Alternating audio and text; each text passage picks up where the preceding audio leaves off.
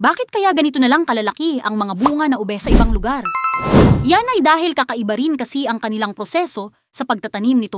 Una, maingat na binubukod ng mga magsasaka ang mga pinagtabasang tuyong tangkay ng mais at inilalagay sa mga hukay na kanilang inihanda.